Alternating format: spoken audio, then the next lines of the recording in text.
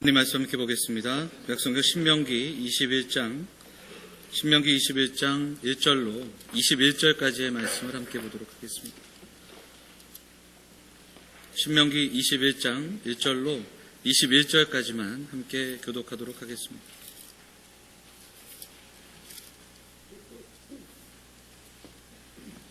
같이 교독하시고 21절 같이 읽도록 하겠습니다. 네 하나님 여호와께서 내게 주어 차지하게 하신 땅에서 피살된 시체가 들에 엎드러진 것을 발견하고 그 쳐 죽인 자가 누구인지 알지 못하거든.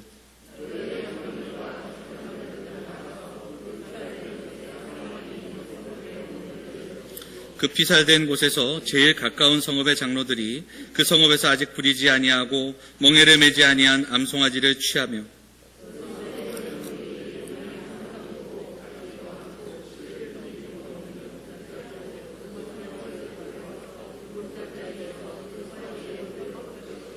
레위 자손 제사장들도 그리로 갈지니 그들은 내 하나님 여호와께서 택하사 자기를 섬기게 하시며 또 여호와의 이름으로 축복하게 하신 자라.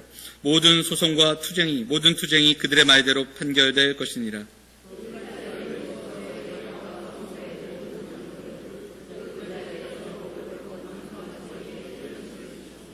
말하기를 우리의 손이 이 피를 흘리지 아니하였고 우리의 눈이 이것을 보지도 못하였나이다.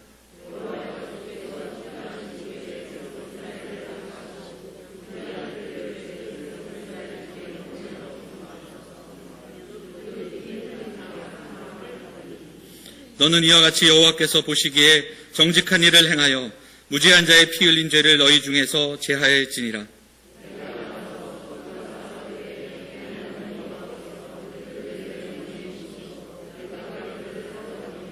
네가 만일 그 포로 중에 아리따운 여자를 보고 그에게 연연하여 아내를 삼고자 하거든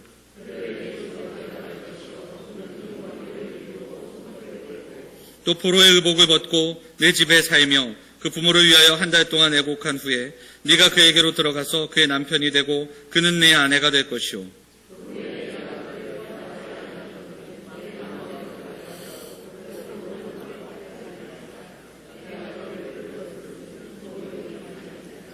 어떤 사람이 두 아내를 두었는데 하나는 사랑을 받고 하나는 미움을 받다가 그 사랑을 받는 자와 미움을 받는 자가 둘 다 아들을 낳았다 하자. 그 미움을 받는 자의 아들이 장자이면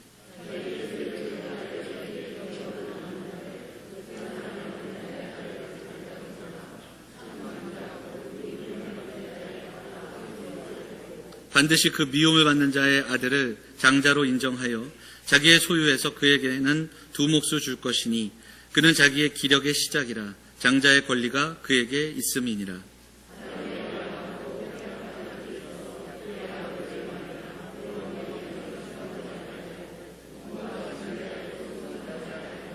그의 부모가 그를 끌고 성문에 이르러 그 성읍 장로들에게서 나아가서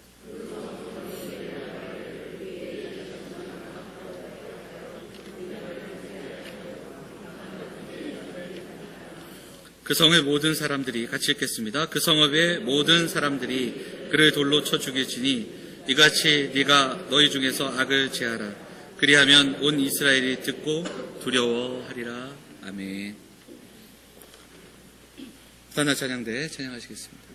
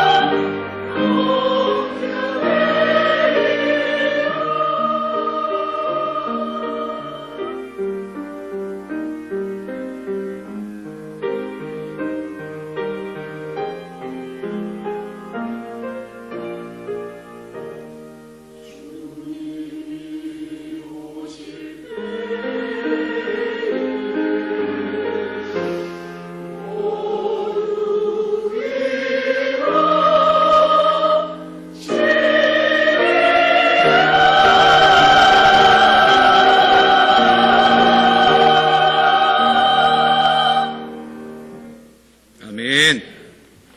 귀한 찬양 감사드립니다. 할렐루야. 평안하셨습니까? 추운 날씨가 이제 계속되는데요. 건강 유념하시고 남은 한 해 정말 기도하며 예배하며 한 해를 잘 마무리할 수 있는 우리 성도들 되시기를 간절히 소망합니다.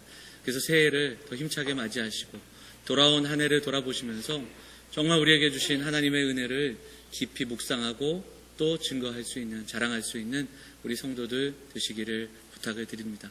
자, 우리 양옆에 계신 분들, 앞뒤에 계신 분들 그 마음을 담아서 인사하도록 하겠습니다. 잘 오셨습니다. 반갑습니다. 인사하실까요? 네. 본문의 말씀 의지해서 거룩한 공동체라는 제목으로 하나님 말씀 전하도록 하겠습니다. 갈등이라는 단어를 찾아보니까요. 한번 보시면 갈등, 이 갈등이라는 단어가 한자어더라고요. 근데 이제 이게 어원을 찾아보니까 갈나무와 등나무 이야기예요. 갈나무가 뭔지 또 제가 찾아보니까 칡나무더라고요. 우리가 아는. 등나무와 칡이 엉켜서 풀래야 아무래도 도저히 풀 수 없는 상태. 그래서 이것을 한자는 갈등이라는 단어로 우리에게 설명을 하고 있습니다.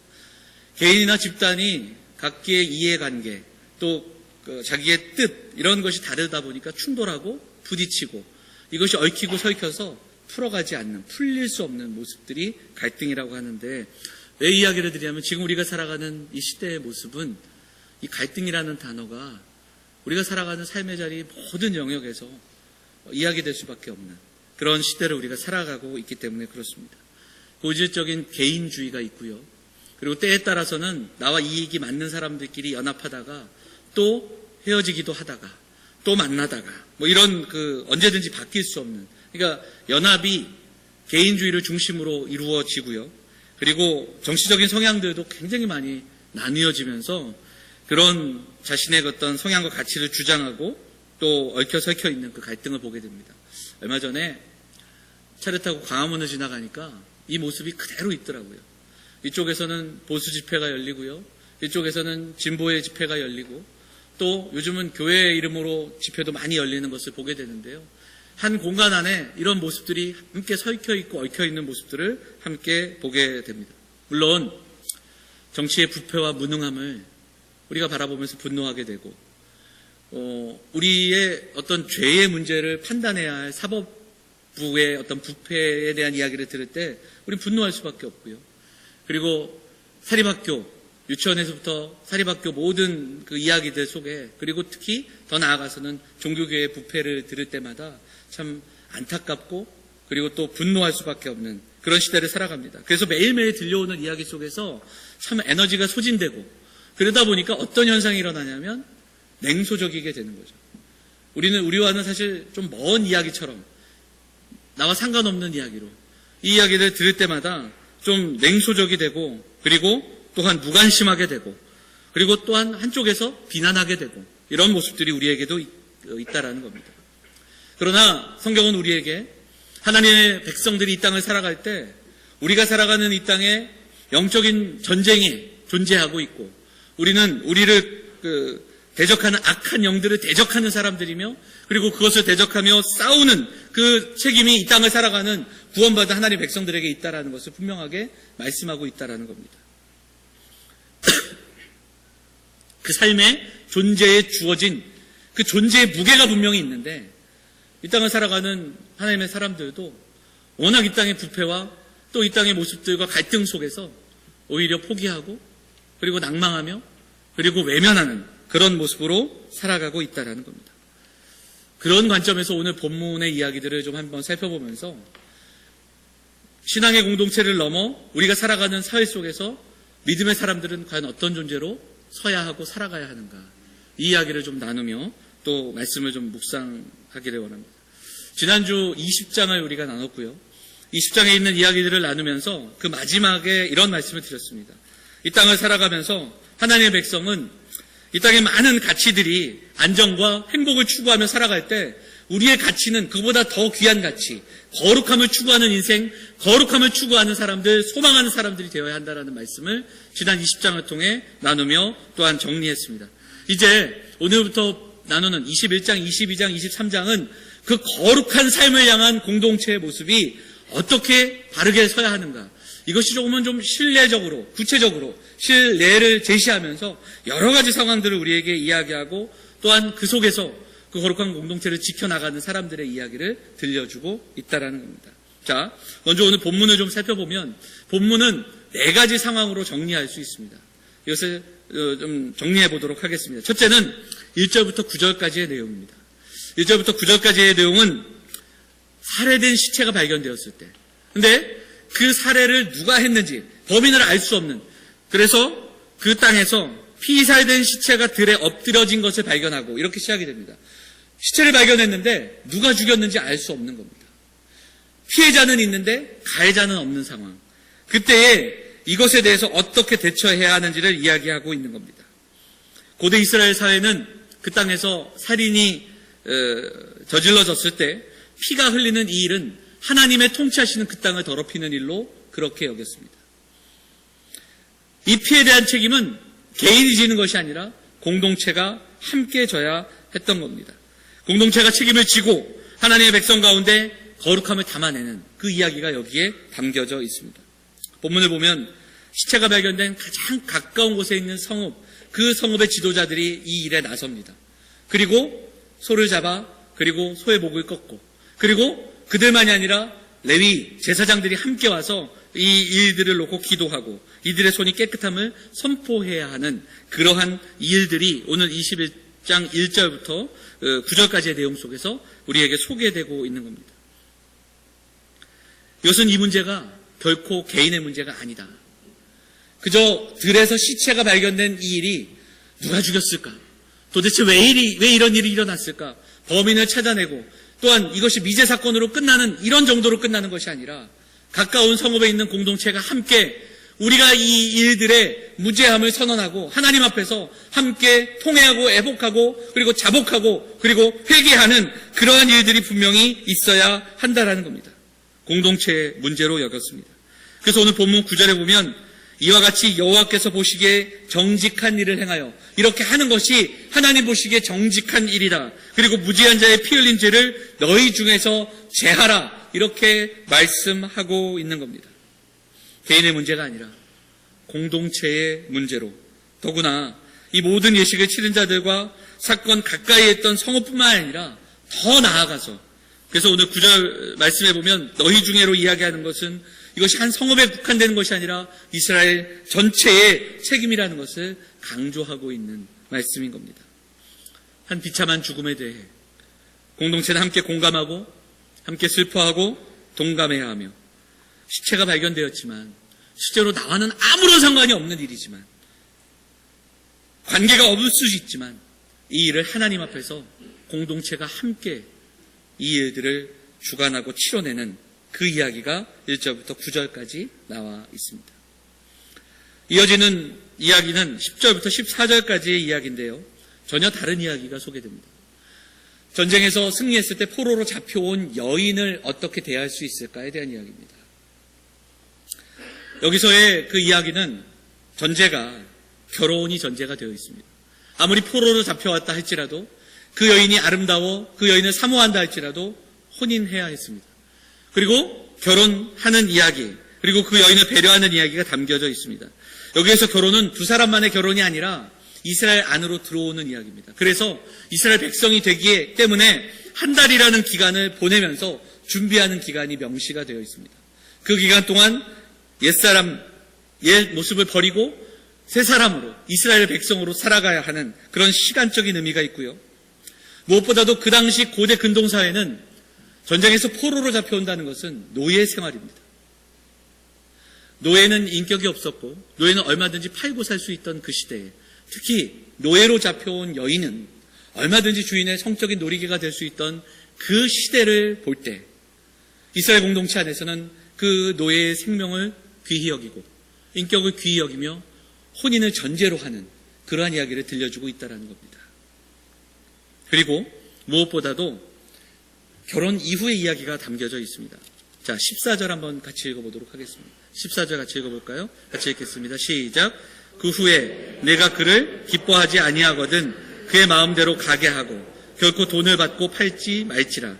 내가 그를 욕보였은즉 종으로 여기지 말지니라. 결혼 이후에 마음이 변할 수 있고 이 여인을 버릴 때에 그리고 헤어질 때에 절대로 노예로 다시 팔지 말라. 돈을 받지 말라. 왜 그런가? 그는 더 이상 종이 아니라 이스라엘의 백성이기 때문이다. 그 이야기를 들려주고 있습니다. 세 번째는 장자권에 대한 이야기가 15절부터 17절까지 나옵니다. 그런데 여기에서 배경은 전제가 아내가 둘인 경우입니다. 아내가 둘인데 두 아내를 두었는데 하나는 사랑하고 하나는 미워하는 겁니다. 이 미워한다라는 번역이 사실은 덜 사랑한다라는 번역이 더 자연스럽습니다. 그런데 그들에게 동일하게 아들이 태어났을 때 아무리 덜 사랑한다 할지라도 먼저 태어난 아이의 장자권을 인정해 주라. 이 이야기가 들려지고 있습니다.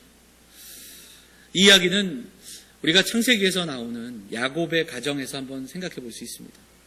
야곱은 혼인할 때 레아와 라헬과 함께 결혼을 하게 되는 그 이야기가 야곱의 에피소드 가운데 담겨 있습니다. 그런데 여러분, 야곱이 누구를 더 사모했습니까? 라헬을 사모했습니다. 그런데 라헬에게는 자녀가 없었고 레아에게 자녀가 났습니다. 어찌 보면 이러한 내용들이 오늘 본문과 연결되는 배경일 수도 있겠습니다. 물론 창세기를 더불어 구약성경에서 장자에 대한 이야기는 또 다른 면에서 우리에게 소개됩니다. 에서와 야곱의 이야기가 그렇고요. 또 이삭과 이스마엘의 이야기가 그렇고요. 그 이후에 야곱의 아들들의 이야기도 마찬가지입니다. 물론 레아의 아들인 르우벤이 장자로 태어나지만 이후에 또한 이루어지는 일 속에서는 또 다른 방향을 우리에게 제시하지만 여기서의 메시지는 그런 다 많은 이야기를 담고 있는 것이 아니라 장자보호법으로 명시되어서 가정 안에서 사랑할 수 있고 감정이 담겨져 있을 수 있지만 개인의 감정과 개인의 어떤 문제들이 공동체의 기본 원리를 추월할 수 없다는 것을 선포하고 있는 말씀이 우리에게 주어지고 있는 겁니다. 마지막으로 18절부터 21절까지는 패역한 아들에게 내리는 벌에 대한 이야기입니다. 완악하고 패역한 아들이 있다. 그 이야기. 그리고 이 이야기는 5계명과 연결되는 이야기로 선포되면서 이 패역함을 부모가 고소할 수 있다. 그래서 이스라엘 백성 가운데 공동체 가운데 마을 전체 사람이 그를 돌로 쳐 죽이는 좀 지나치다 여길 수 있는 이야기인데요. 이 이야기는 우리가 다음 주에 22절, 23절과 더불어 함께 더 나누도록 하겠고요.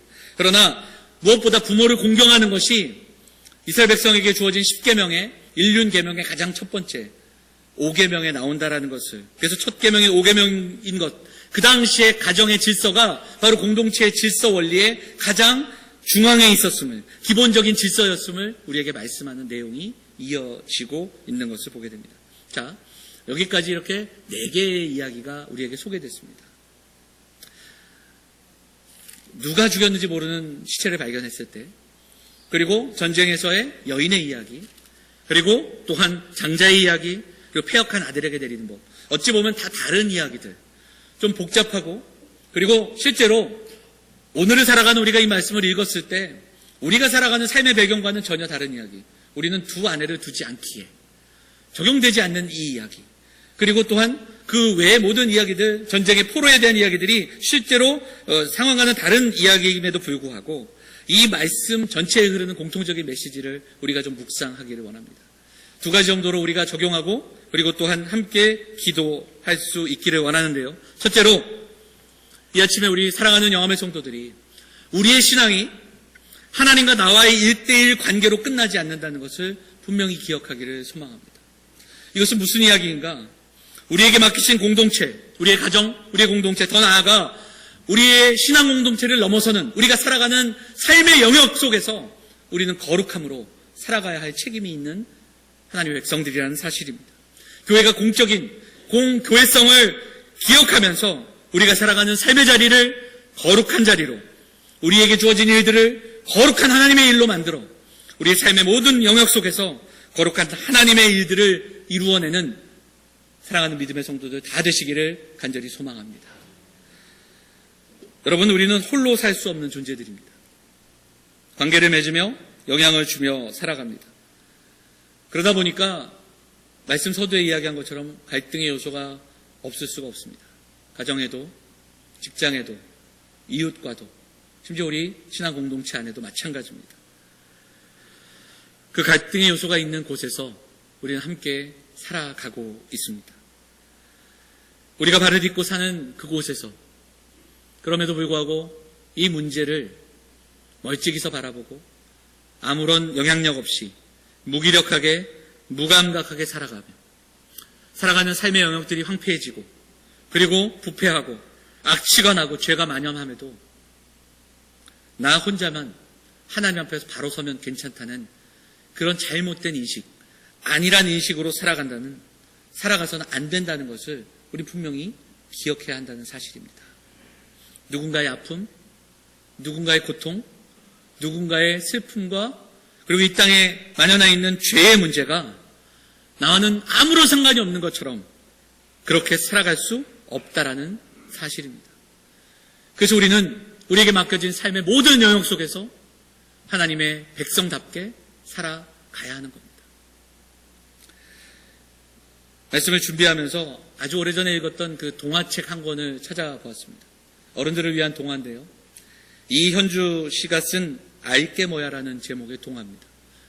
제가 이 동화의 이야기를 들려드릴 텐데 동화라는 사실을 기억하시고 너무 감정이입을 하거나 또 앞뒤가 안 맞다거나 뭐 이런 지적을 하지 말아주시면 좋겠습니다. 동화예요. 도로 위에 나란히 똑같은 트럭이 달려가고 있었습니다. 한쪽에는 밀가루, 한쪽에는 시멘트가 실려 있습니다. 이 두 트럭이 휴게소에 도착해서 같이 휴게소에 도착해 섰습니다. 이 운전사들이 화장실에 다녀온 이후에 트럭에 올라섰는데 한참 운전을 하다 보니까 차가 바뀐 것을 발견하게 됩니다. 여기가 조금 이상하긴 해요.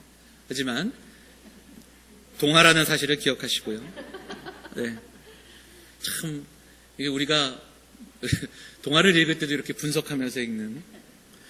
그런데 그때 운전기사가 이것을 알고 나서 뭔가 이상하다는 것을 알고 나서 이것을 되돌리려고 하다가 똑같이 한마디를 합니다. 알게 뭐야, 내 것이 아닌데, 이러면서 달려갑니다. 시멘트 운전기사가 시멘트 공장에 도착했는데 그 모든 것들을 내리고 나서 공장에 있는 사람들이 그것을 뜯어보려니까 시멘트가 아닌 거예요.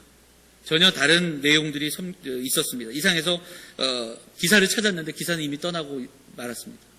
그리고서 이 시멘트 공장에서 일하던 사람들이 똑같이 이야기합니다. 알게 뭐야, 내 집인가. 한편 밀가루 운전사는 과자 공장으로 갔습니다.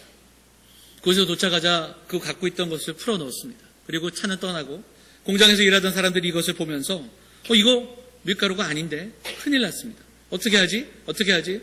기사를 찾았습니다. 기사는 또 떠나고 말았습니다. 그들이 똑같이 이야기합니다. 알게 뭐야, 내가 먹을 거 아닌데. 그리고서 이제 그 다음 장면이 뭐냐면 크게 이곳저곳에서 부러지는 소리가 들리기 시작합니다. 뭐가 부러집니까? 그 밀가루로 만든 그 재료로 시멘트와 섞여 있는 그 집이 무너지는 소리가 들립니다. 한쪽에선 또 부러지는 소리가 들립니다. 과자를 먹었는데 너무 딱딱해서 이빨이 부러지는 소리가 들립니다.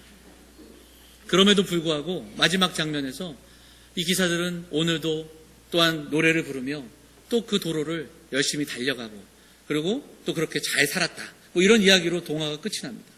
동화 작가가 이야기하고 있는 것이 무엇입니까? 우리 사회에서 한 번쯤 있을 만한 이야기들, 그것을 가지고 와서 자신의 일에 대해서 무책임하고 무관심한 현대인들의 모습을 꼬집고 있습니다. 내가 먹을 거 아닌데, 내가 살 집 아닌데, 이런 일들이 이 땅에서 이루어지면서 병들고 황폐하고 그리고 다치고 또 아파하는 이 시대의 모습을 이야기하고 있습니다. 내 집도 아니고 내 가정도 아닌데, 내가 먹을 것 아닌데, 그런데 그것으로 인해 다른 가정이 무너지고 또 다른 이가 병드는 그런 사회의 모습을 빗대어 이야기하고 있다는 겁니다. 사랑하는 여러분, 오늘 우리가 본문을 4가지의 이야기를 나눴는데요.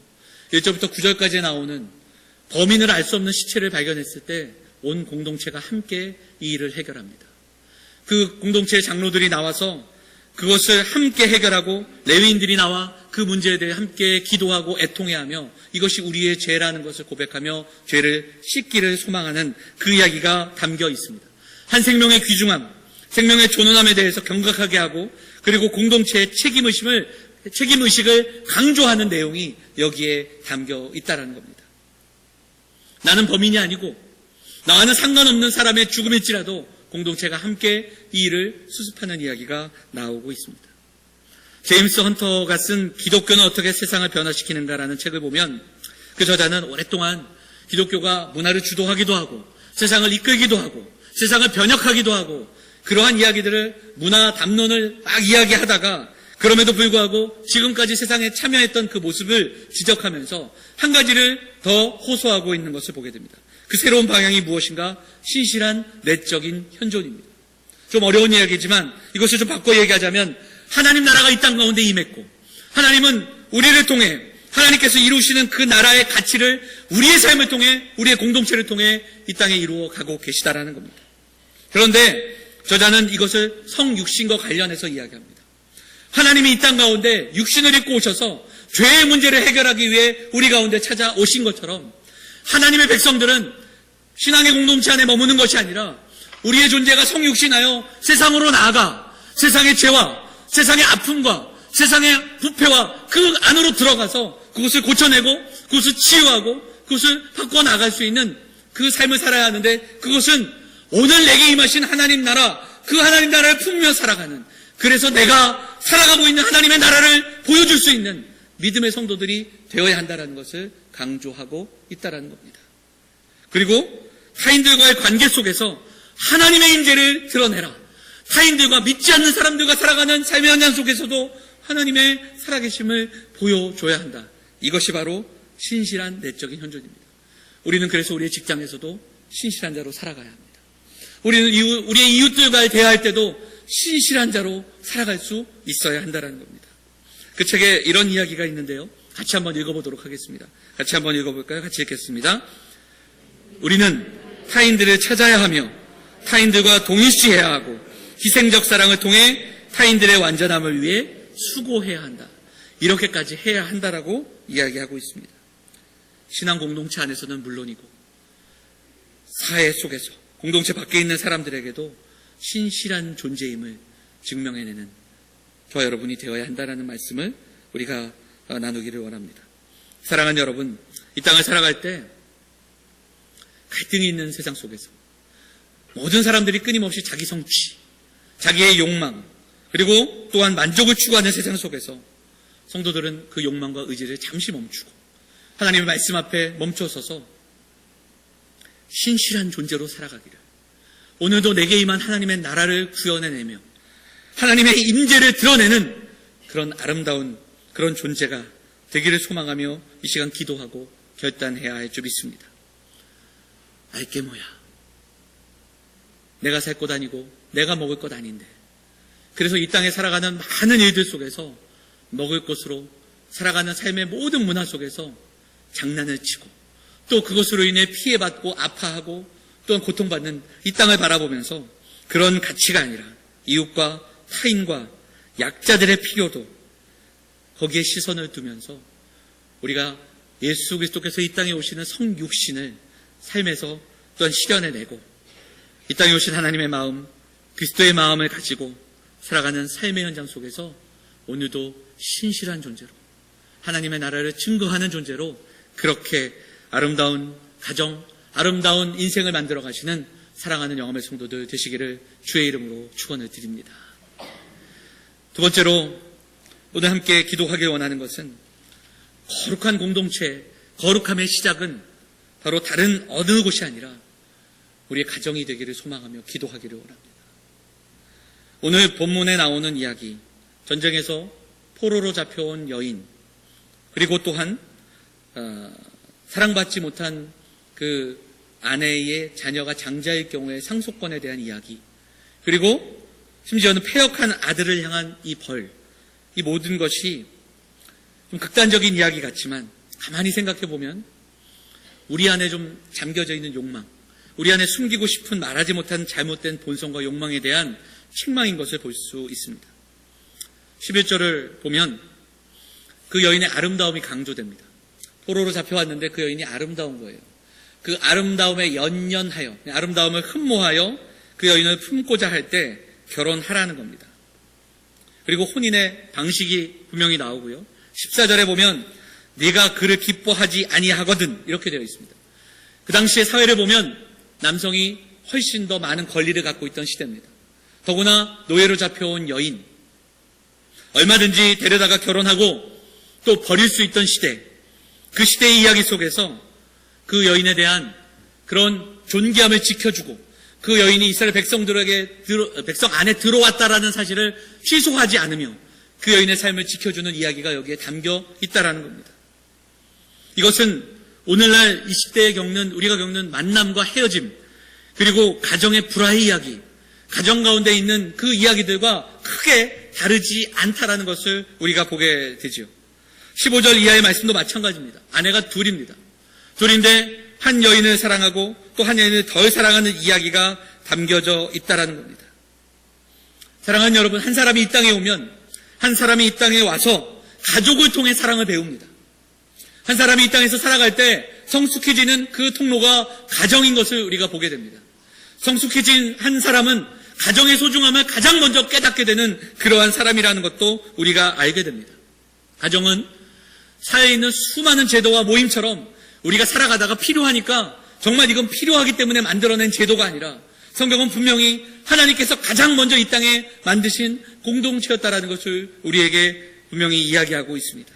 물론 죄로 인해 하나님과의 관계가, 우리들 간의 관계가, 그리고 가정의 본연의 모습이 또한 깨어진 그런 다른 모습으로 변질된 것도 이야기하지만 이 땅의 가장 근원되는 공동체는 교회, 가정이며 가정과 교회를 하나님이 세우셨고 그 허락된 그 공동체 속에서 하나님은 이 땅 가운데 하나님 나라를 이루어 가시기 원한다는 사실을 우리는 분명히 기억해야 합니다.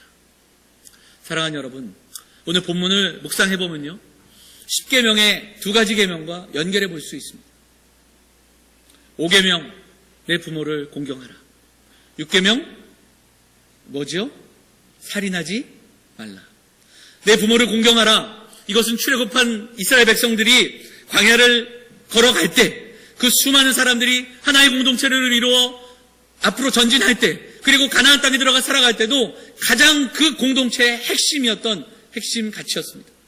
부모를 공경하는 것. 그래서 일륜 계명의 계명 가운데 가장 먼저 나왔던 약속이 있는 첫 계명이었던 것을 우리가 보게 되죠. 두 번째, 살인하지 말라. 이 이야기는 어떻게 연결이 됩니까? 인간 생명의 거룩성을 파괴하는 모든 폭력과 살인을 금지하는 계명입니다.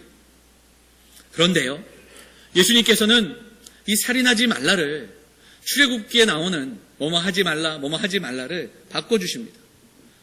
예수님이 이 계명을 어떻게 확대하셨습니까?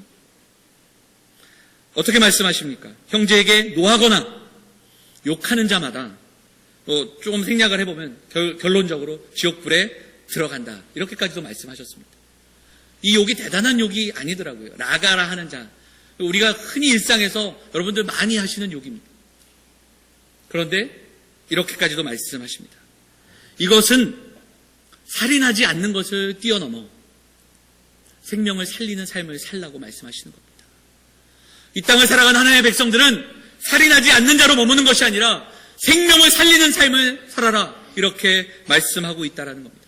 구약의 오래된 종교신학, 정한 것이 부정한 것을 만나게 되면 부정하게 되었던 그 구약의 신학이 예수님은 이것을 뒤엎으셔서 거룩과 부정이 만났을 때 이것을 거룩하게 정하게 하시는 그 예수 그리스도의 사역을 우리에게 소개하고 있는 것을 보게 됩니다. 그리고 이 예수님의 거룩함을 가지고 부정한 세상을 향해 제자들을 파송하십니다. 그리고 말씀하십니다. 아버지께서 나를 보내신 것 같이 나도 너희를 보내노라.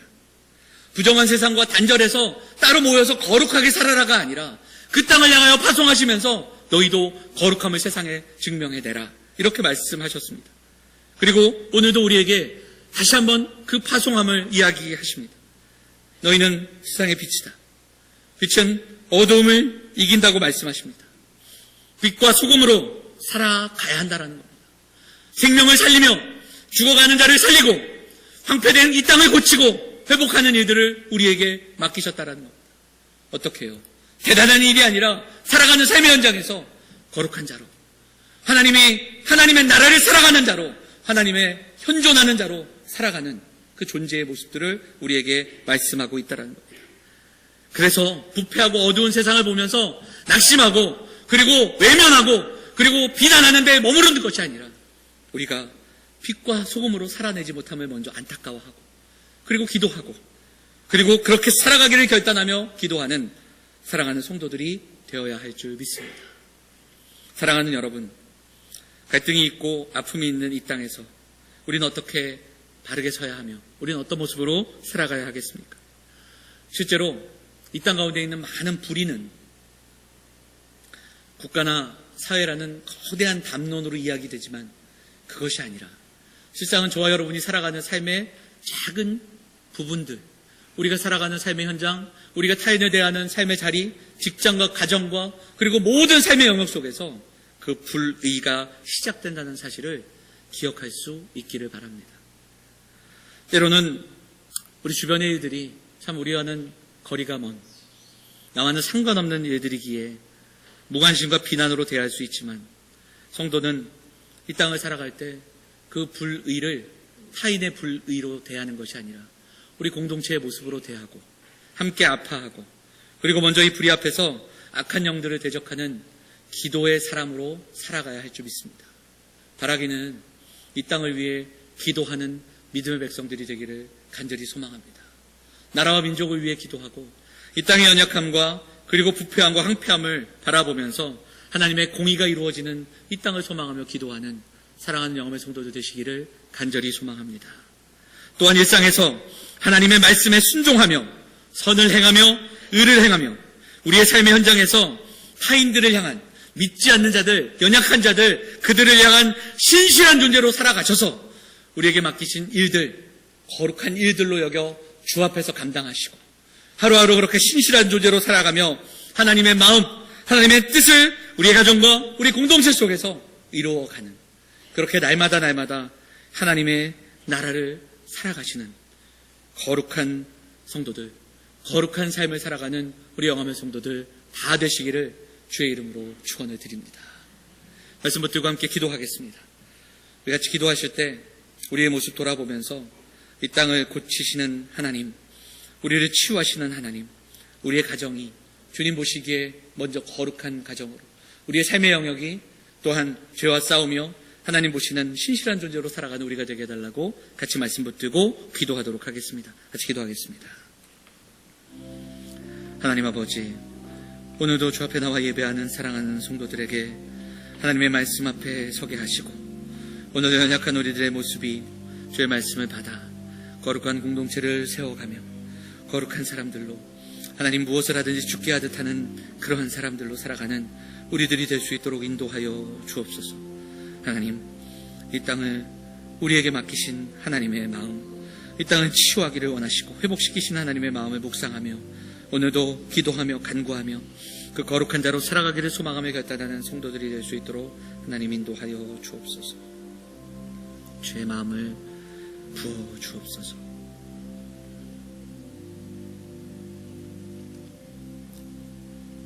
사랑과 은혜가 풍성하신 하나님 아버지 감사합니다. 오늘도 주 앞에 나와 예배하며 하나님의 은혜를 묵상하며 기도하며 예배하는 그 자리에 우리를 불러주시니 참으로 감사드립니다. 하나님, 성탄을 앞둔 하루하루 이 계절을 보내고 있는데 우리에게 주님의 신실하심을 묵상하며 임마누엘로 이 땅에 오신 예수 그리스도를 날마다 묵상하는 그 안에서 하나님 주시는 위로와 소망을 경험하는 우리 영험의 성도들이 다 될 수 있도록 하나님 인도하여 주시옵소서. 때로는 탄식과 아픔 속에 살아가지만 하나님 치유 회복을 경험하게 하시고 우리의 마음과 생각을 아시는 주께서 우리 사랑하는 영험의 성도들이 속사람이 회복되는 은혜를 경험할 수 있도록 하나님 인도하여 주시옵소서. 거룩함으로 우리의 가정이 회복되게 하시고 거룩함으로 이 땅을 고치며 회복시키는 그런 인생들로 하나님 쓰임받는 우리 사랑하는 영험의 성도들, 빛과 소금으로 살아가는 우리 모두가 될 수 있도록 하나님 인도하여 주시옵소서. 하나님 아버지, 우리 성도들의 가정을 붙들어 주옵소서. 하늘을 기억하여 주시고 여러 가지 모양으로 힘들고 지친 자들을 위로하여 주셔서 하나님 눈물 닦아주시고 하나님 그들이 회복됨을 통해 살아계신 하나님을 경험하고 증거하는 가정들이 될 수 있도록 하나님 인도하여 주시옵소서. 오늘도 주 앞에 나와 예배하며 예물을 드리며 하나님 앞에 기도하는 사랑하는 성도들 붙잡아 주시고 우리의 삶이 하나님의 살아계시는 영역이 되고 우리의 삶이 하나님의 도우심과 채우심을 경험하는 그런 인생들이 되어서 날마다 신실하게 우리와 동행하시는 하나님과 함께 그 길을 걸어가는 우리 영암의 성도들이 다 될 수 있도록 하나님 인도하여 주시옵소서. 이 모든 말씀 우리를 원하신 예수 그리스도의 이름으로 감사하며 기도하옵나이다. 아멘. 다 같이 자리에서 일어나셔서 찬송가 420장 함께 찬송하겠습니다.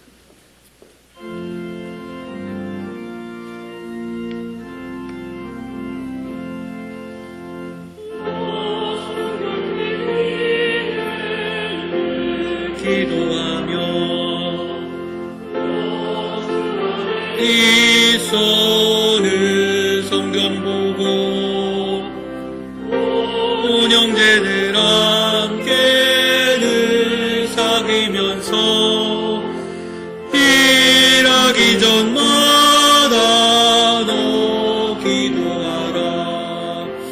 너 성결기 위해 내 머리 숙여 처음 미리 계신 내 주께 빌라. 주 사귀어 살면 주 갈무리니 널 보는 이마다 주 생각하리. 너 성결기 위해 주 따라가고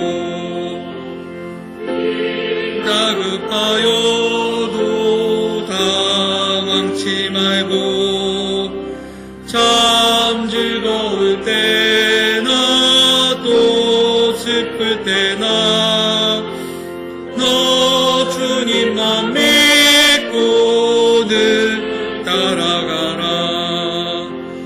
너 성결기 위해 늘 기도하며 내 소원을 주께 다 맡기어라. 너 성령을 받아 주 섬겨 살며 저 천국에 가서 더 잘 섬기리. 함께 기도하겠습니다. 이제는 우리를 주에서 구원하신 우리 주 예수 그리스도의 한없는 은혜와 그 아들을 내어주신 하나님 아버지의 무한하신 사랑과 성령의 감화교통 역사하심이 오늘을 거룩하고 신실한 존재로 살아가며 이 땅을 치유하고 생명을 전하며 그렇게 살아가기를 소망하며 결단하는 사랑하는 영암의 성도들 머리 위에와 저들의 가정과 주의 몸된 교회 위에 그리고 이 나라 이 민족 위에 이제부터 영원토록 함께 하시기를 축원하옵나이다. 아멘.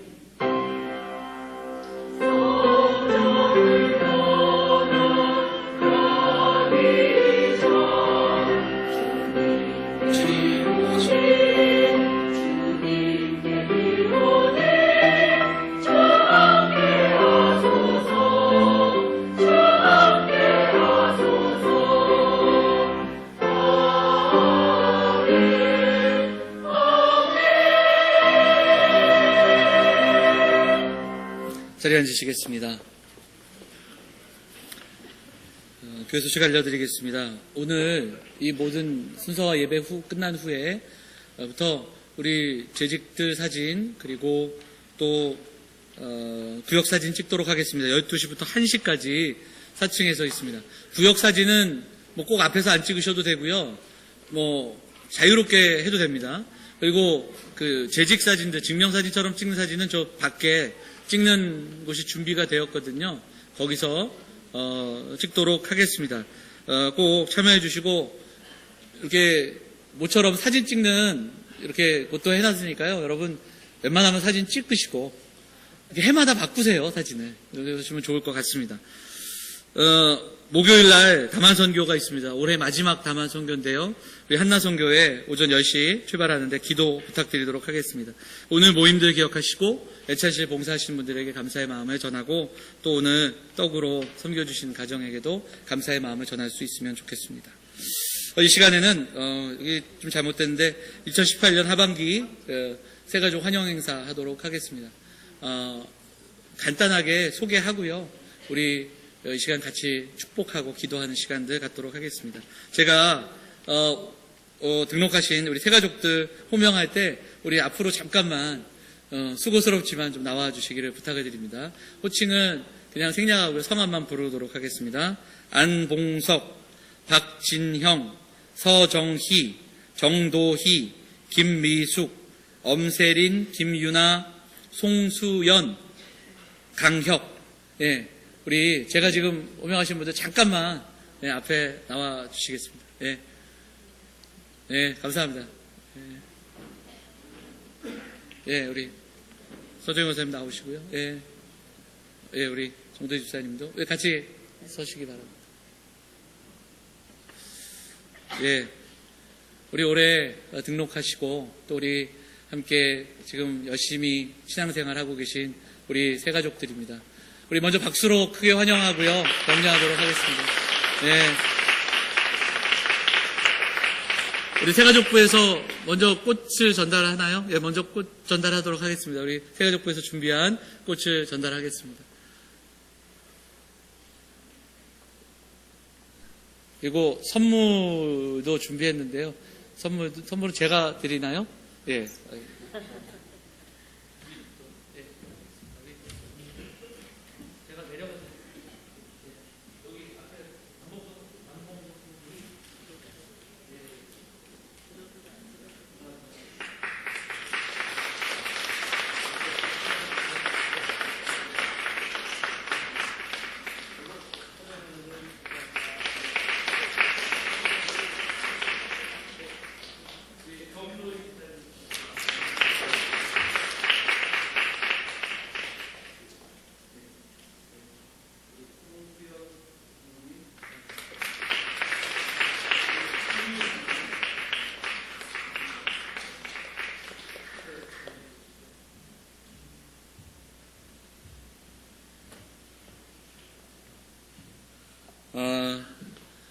참 귀한 분들입니다.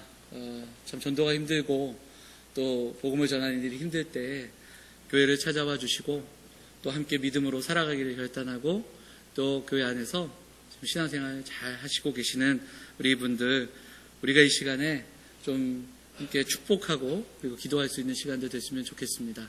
우리 찬양 가운데 너는 시냇가에 심은 나무라 우리 PPT 나올 텐데요. 우리 좀 손을 내밀어서 우리 앞에 계신 분들 축복하도록 하겠습니다.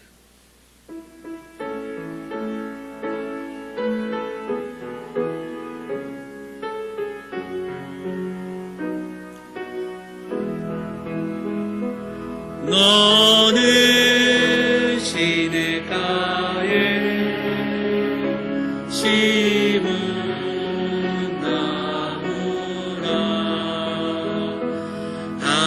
하나님의 사랑 안에 믿음 뿌리 내리고 주의 뜻대로 항상 살리라. 주의 시절을 쫓아 주의 시절을 쫓아 구원 열매 맺으며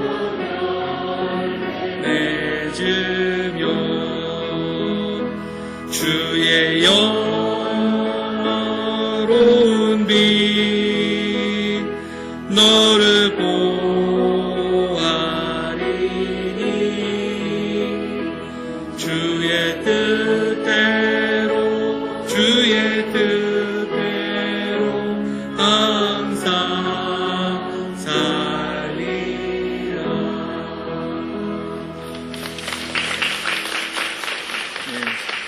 우리 이 시간에 잠깐 기도하겠습니다. 잠시 기도하겠습니다. 하나님 아버지, 참으로 감사합니다. 이 시대 가운데 믿음의 공동체로 불러주시고 하나님의 귀한 복음을 전하는 도구로 쓰임받는 공동체 되게 하시니 감사드립니다.